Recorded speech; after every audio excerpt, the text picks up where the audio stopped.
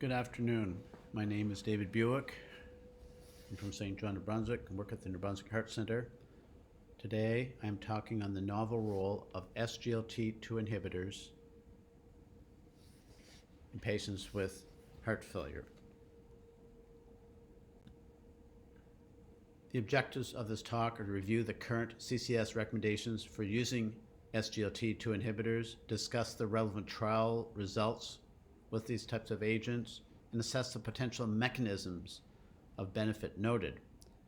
And finally, I'd like to finish with recommendations for utilizing SGLT2 inhibitors in patients with heart failure due to reduced ejection fraction in clinical practice.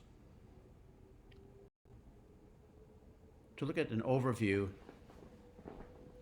of the cardiometabolic renal effects of these sodium glucose cotransporter 2 inhibitors, there are certainly some unfavorable side effects, including genital or mycotic infections, diabetic ketoacidosis, or so-called euglycemia, DKA, and potentially, in one of the agents, increased risk for amputation or aggravation of critical limb ischemia.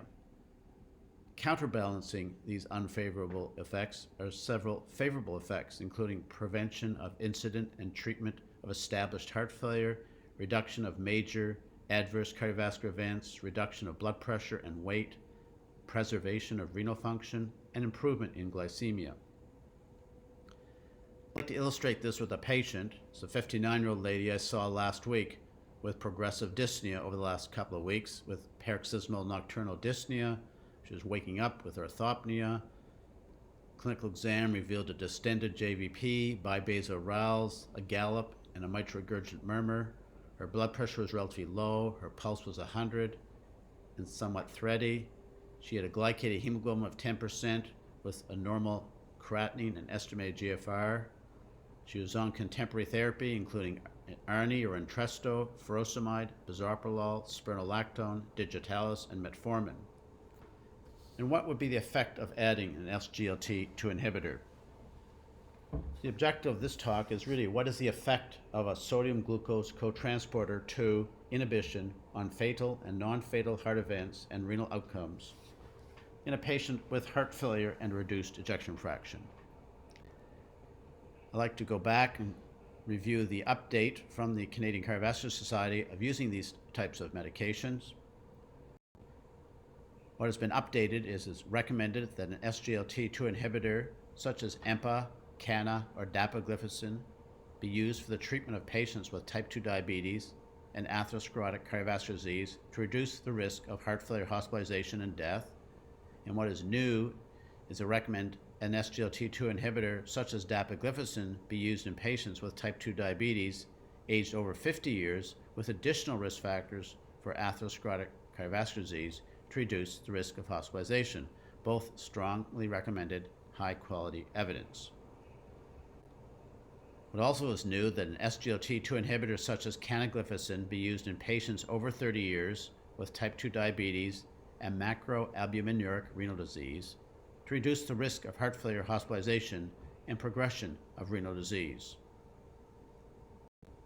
What is also new is recommendation of an SGLT2 inhibitor such as dapagliflozin be used in patients with mild to moderate heart failure due to a reduced left ventricular ejection fraction of less than 40% with and without concomitant type 2 diabetes, a novel recommendation for cardiologists to use a diabetic agent in patients with heart failure with reduced ejection fraction who do not have diabetes. And that leads us into an overview of these two trials that created some of these recommendations. The first landmark trial was a DAPA-HF, or dapagliflozin and prevention of adverse outcomes in heart failure trial. The study design included patients over 18 years of age who were in New York Heart Association class 2 to 4. Most of them were in 2, and a third were in about 3, and very few in 4. They had an ejection fraction less than 40%, elevated biomarker NT-proNB, and the estimated GFR was greater than 30 mils per minute, with stable heart failure treatment. And they were, in a double-blind fashion, assigned either placebo or 10 milligrams of dapagliflozin. and they randomized almost 5,000 patients. When one looks at the distribution of patients by the baseline ejection fraction, they're somewhat evenly displayed. I would note that almost half of them had ejection fraction less than 30%. But again, a broad spectrum of ejection fractions, from less than 26% to 35 to 40%. I would also note that the majority of patients in the DAPA heart failure did not have type 2 diabetes. So over 55% of the patients did not have diabetes using this agent.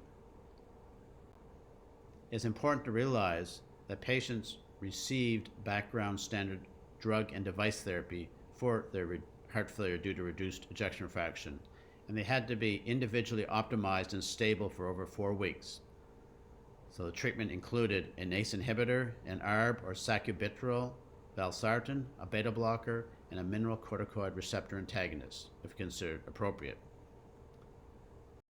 The key baseline characteristics included a mean age of 66, 3/4 were male.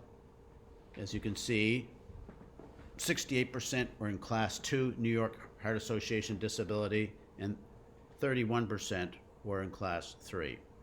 The mean ejection fraction was significantly low at 31%. They had elevated biomarker NT-BNP.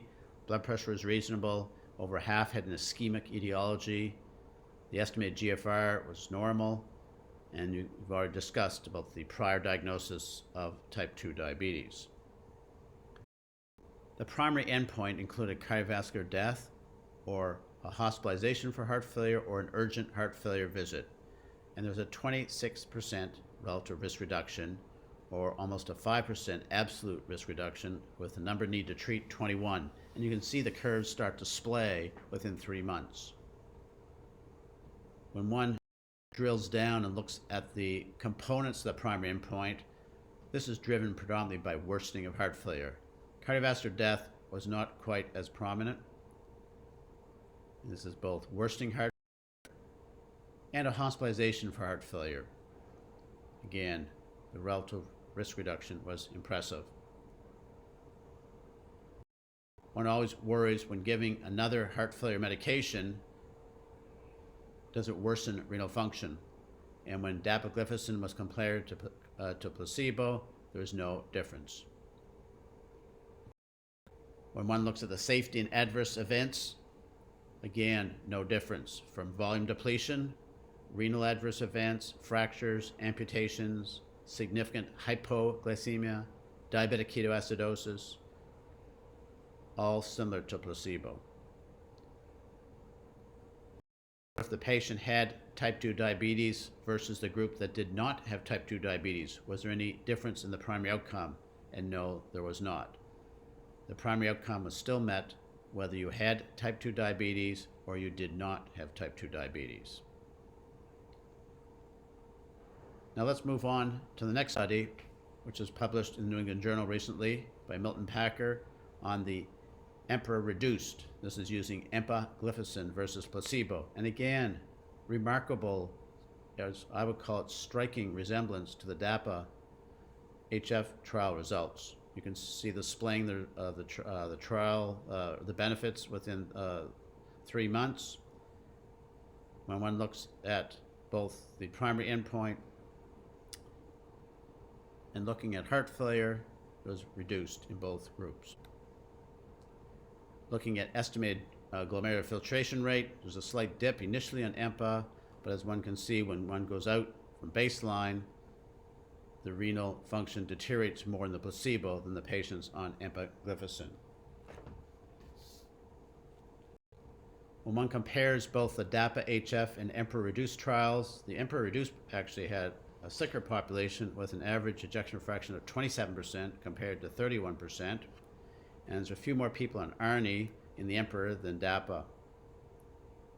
And this is exemplified in this slide, looking at ARNI use outcomes when you compare DAPA and EMPEROR-reduced, those receiving ARNI on the top and those not receiving ARNI. In a Forster plot, you'll still see a benefit, whether you're receiving Entresto versus not receiving it. One of the questions that keeps arising is, what is the mechanism of action? Well, it's clearly more than just improved glucose homeostasis. If that was the case, we have many other oral hypoglycemics that have not shown reduction in heart failure or morbidity, mortality in cardiovascular disease. There's a nephroprotective and cardioprotective effect. To elaborate, this is published by Subodh Verma in JACC a few months ago, and looking at all the potential mechanisms from the heart, kidney, vasculature, and the whole body. I've summarized it in this box on the right-hand side on the yellow background. I suspect of the predominant potential beneficial effects of the SGLT2 inhibition, which results in increased natriuresis, decreased inflammation, increased weight loss, and improvement in cardiac energy metabolism. To further elaborate on that latter aspect, Subodh did do a trial looking at hearts of untreated diabetics and then giving empagliflozin and looking at glucose oxidation, ketone oxidation, which seemed to be improved in patients on this type of medication with reduction in ATP use. Looking at a possible mechanism of improvement in cardiac energy in patients treated with this type of medication. So it would appear that SGLT2 inhibition with either dapagliflozin or empagliflozin on top of guideline-directed medical therapy reduced all-cause and cardiovascular death, heart failure hospitalizations, and serious adverse renal outcomes in patients who have heart failure due to reduced ejection fraction, without heterogeneity between the two trials. This combination of benefits is unique amongst the available drugs and suggests an important role for this class of drugs in treating heart failure with reduced ejection fraction. I would note that between DAPA and empagliflozin, the predominant driver was the risk of heart failure hospitalization or visit to a heart failure clinic with declining symptoms of heart failure. Also unique is that the benefit was seen in both diabetics and non-diabetics. There's been an incremental benefit on background ARNI therapy, where the group in the DAPA HF trial was 10.7% and almost 20% in the EMPEROR-reduced trial were on ARNI. And also important, there was no adverse effects on renal function. The CCS has produced a guideline on the practical approach to SGLT2 inhibitors for treatment of cardiovascular disease, and the indications include patients with type 2 diabetes or patients with chronic kidney disease with an estimated GFR between 25 and 90, or urinary albumin creatinine ratio of 20 milligrams per millimole, or patients with chronic heart failure due to reduced ejection fraction. Importantly, look at the contraindications. So critical limb ischemia, estimated GFR less than 25, or if you have an allergy or intolerance to SGLT2 inhibitors, do not initiate. One has to be cautious in patients who become volume depleted, who have an active genital mycotic infection, those who have a blood pressure less than 95, patients with significant peripheral vascular disease or previous critical limb ischemia, and more importantly, those patients who have brittle diabetes with wild swings in their glucose levels or have diabetic ketoacidosis. Those ones, one has to be very cautious using these agents. As an outpatient initiation, start 10 milligrams of dapagliflozin, empagliflozin, or 100 milligrams of canagliflozin. One then has to monitor for genital mycotic infections, concomitant dehydrating illness, or so-called SADMANs, which I'll go over in the next slide, and volume depletion. They do need some follow-up, and one may reduce the diuretic dosage because these do have a diuretic effect, and one may also have to reduce the sulfonylurea or insulin if they have issues with hypoglycemia. The practical approach for these agents for the sick day medication list, and this is in the acronym, one may reduce or hold these medications in the face of acute volume loss illness such as diarrhea or vomiting. So in summary, the take-home messages are The recent trials substantially support the rationale of utilizing SGLT2 inhibitors in patients with heart failure-induced ejection fraction. All these patients should be on triple therapy with an ARNI or ACE, ARB, beta blocker, or mineralocorticoid receptor antagonist. One has to adopt the contemporary concept of quadruple therapy now, and caution with these agents with brittle diabetics, critical limb ischemia, renal failure, or an acute illness resulting in volume depletion. I want to thank you for your attention. I'd be happy to take any questions.